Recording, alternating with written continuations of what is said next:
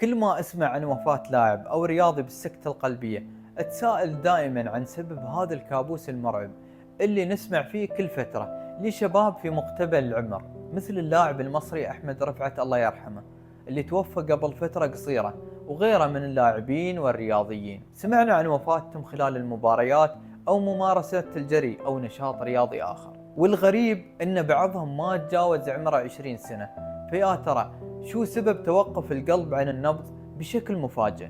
يمكن البعض ينصدم من هذه المعلومة أن ممارسة الرياضة قد تكون السبب لتوقف القلب في بعض الأحيان.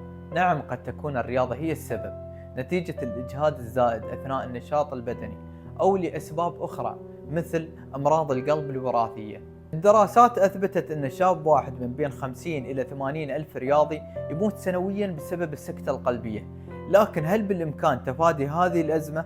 حتى الآن لا توجد طريقة لتوقع مشاكل القلب، ولكن من المهم إجراء تقييم وفحوصات طبية باستمرار لتجنب السكتات القلبية المفاجئة واكتشاف الأمراض الوراثية.